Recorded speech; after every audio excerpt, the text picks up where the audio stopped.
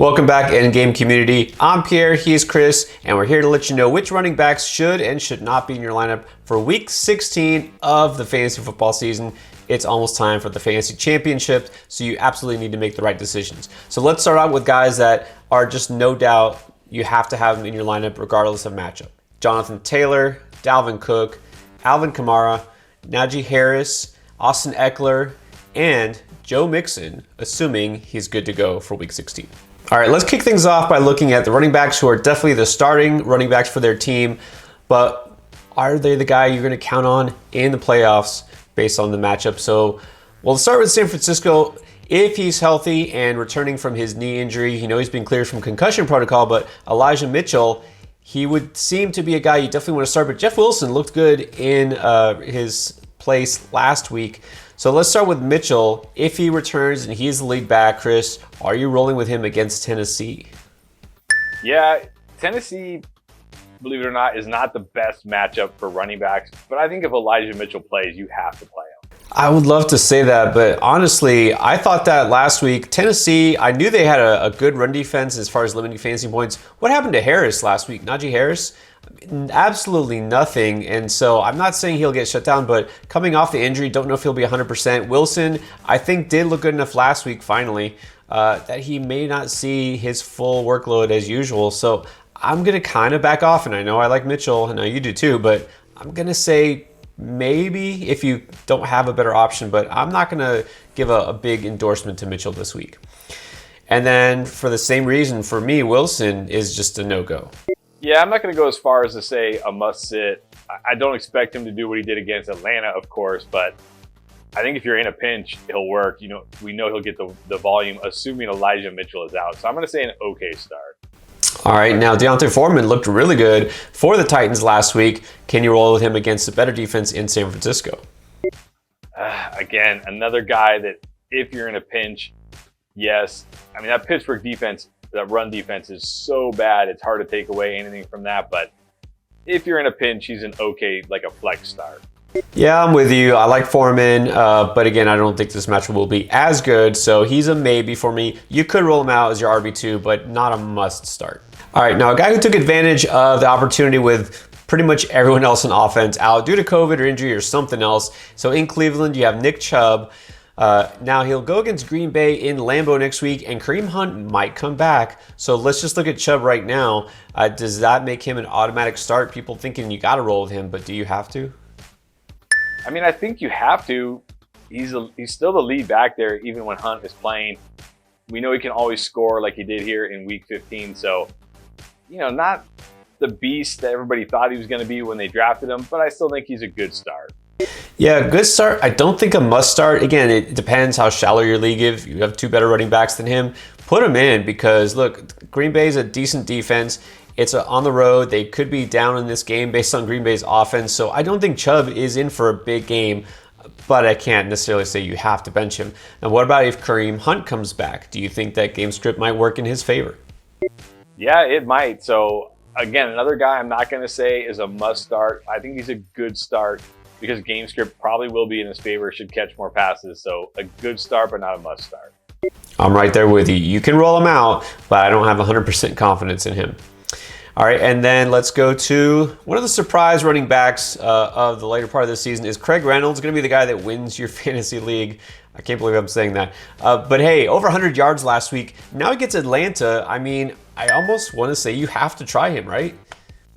Assuming Swift and Jamal Williams are out again, which seems likely at this point, I think against Atlanta, he's a must start. I mean, Jeff Wilson just dropped almost 20 fantasy points on him. So, yeah, he's a must start. And on the other side, guy we thought was going to be a solid RB1 the rest of the year. What's happened to Cordero Patterson? Used mainly as just a runner, not even a pass catcher. He hasn't put up big games lately. He had a really bad week 15. So against Detroit, is that the remedy? I mean, let's hope so, because if it's not, then all hope is lost here. So I don't think Patterson is in must-start territory anymore, but he's a good start because the matchup is just too good to ignore. So good start, but not a must-start. Yeah, and we say that, but Detroit did just beat the Cardinals, and they're looking much better, but I still think you've got to roll with Patterson at least one more week. So I'm going to say this week a must-start just because of his scoring upside. All right, a lot has changed in Jacksonville, but one thing that is back to normal is James Robinson is the starting running back and got a nice set of carries in week 15. So can he do the same against the Jets? I'm guessing the answer is yes. Yeah, absolute smash, must start. If you got into round 16 with James Robinson, you're feeling great right now. Definite must start. Yeah, it's a running back against the Jets. That's a no-brainer. But especially now that we've seen he is the guy again, you got to roll with James Robinson. Can't say the same for Saquon Barkley. Man, I've been keeping the faith as long as possible, but I mean, it's just hard when you see, even in that game against Dallas, there are times where Devontae Booker looked like the better runner. I mean, I don't know if he's just not 100% or what, but Saquon Barkley, he's just still an iffy start for me. Yeah, I'm going to say must sit. I mean, I think there are better options this week, even on the waiver wire, so must sit for Saquon Barkley as much as it pains me. How things have changed. Now, here's another turnaround. Devin Singletary's become, the bell cow in Buffalo. Zach Moss keeps being a healthy scratch. Matt Breida looked like he might get involved. He's barely used. So Singletary's in there over 90% of the snaps, and now he's the guy. So is he a must start even against New England? I'm not going to say a must start.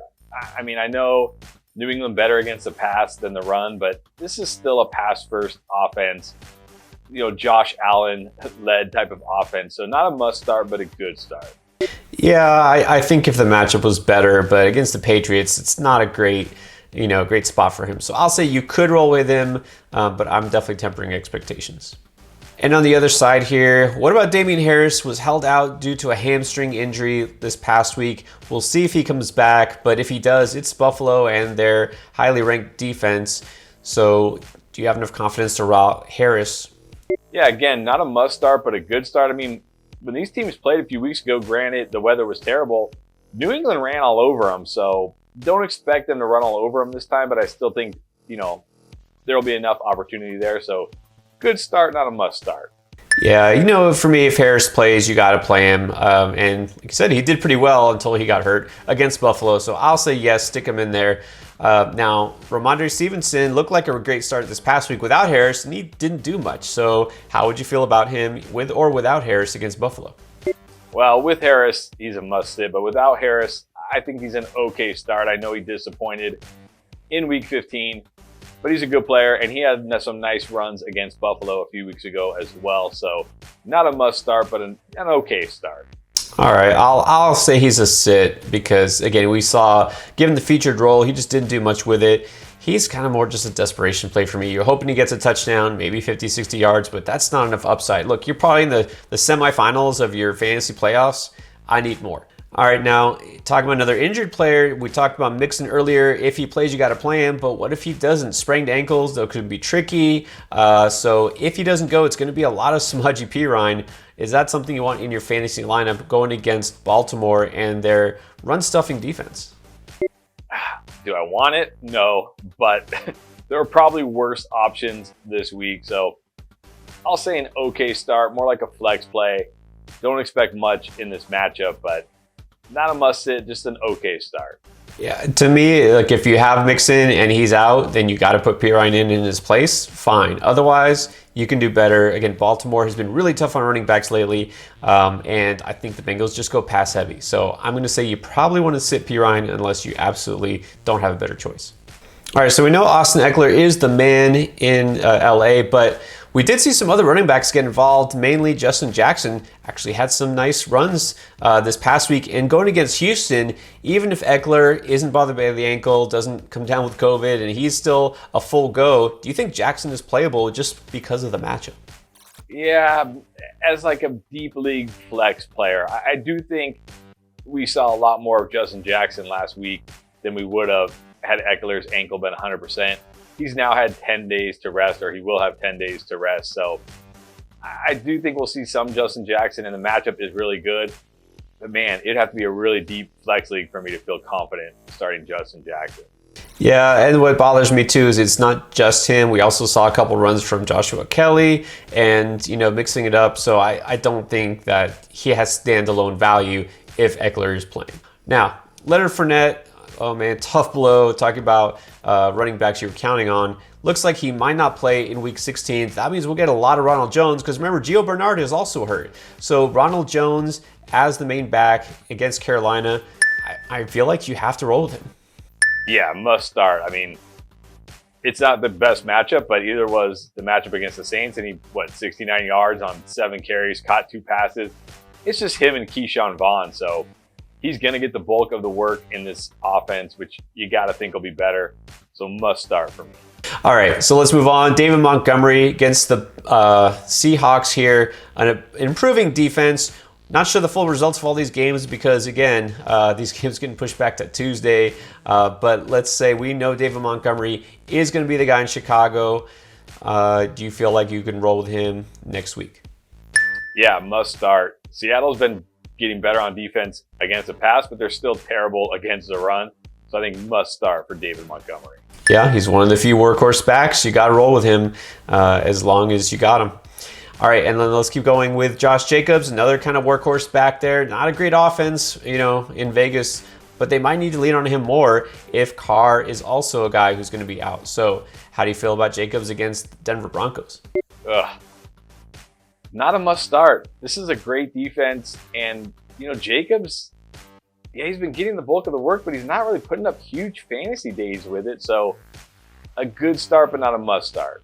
Yeah, he's more just a floor play now just because he is getting the receptions. But again, this offense it's going downhill fast. So I feel like he's a okay start, but just for floor. And then Clyde Edwards-Helaire, Kansas City, going against that Pittsburgh run defense. You already said how bad they are. Do you feel like you have to roll him out? This is by far going to be my toughest decision of Week 16.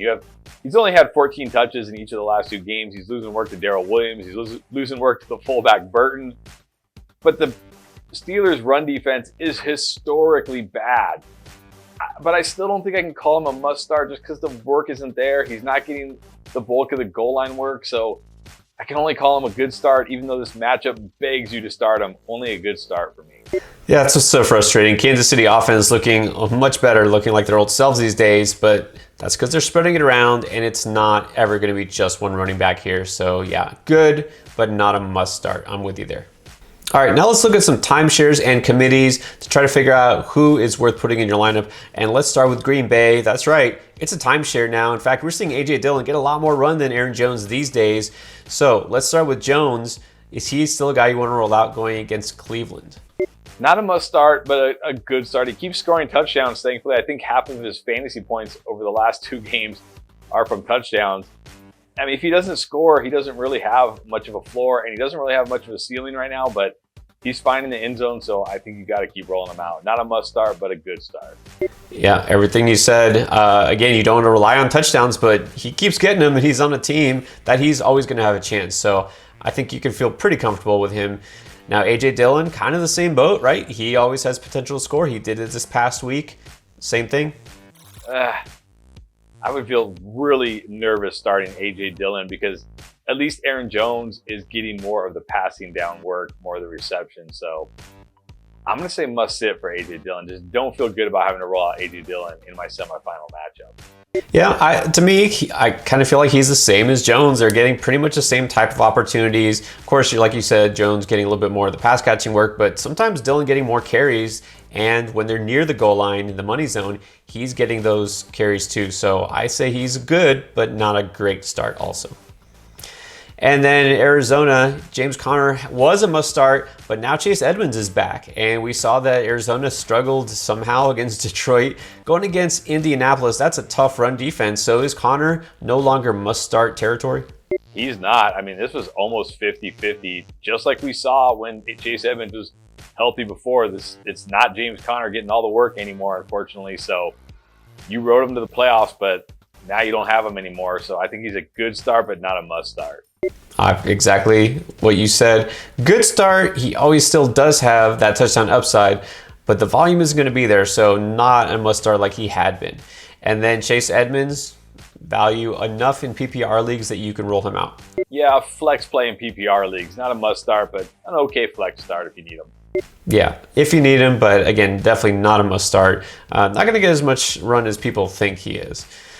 All right, now let's move on to another disappointing running back. There's a lot of those. In the New York Jets offense, we thought it was going to be a lot of Michael Carter this past weekend. It wasn't. Somehow it was Tevin Coleman because he also came back.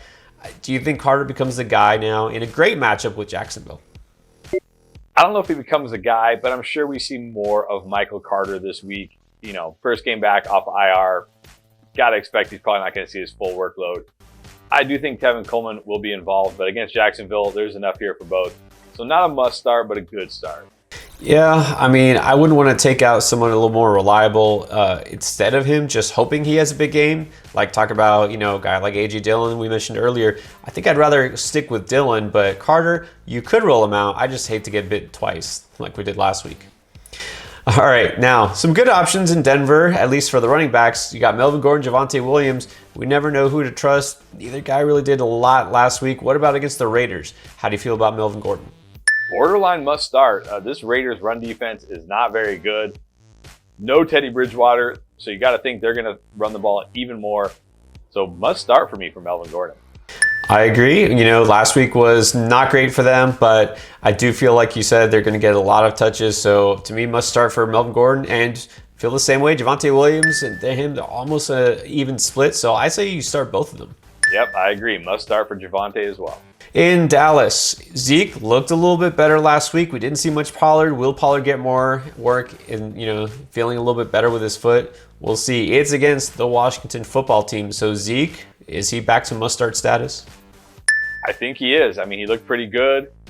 That knee seems to be getting a little bit better, slowly but surely. So I think he's back to must-start. Agree. In this matchup, Washington still hurting on defense. I think you got to roll with him.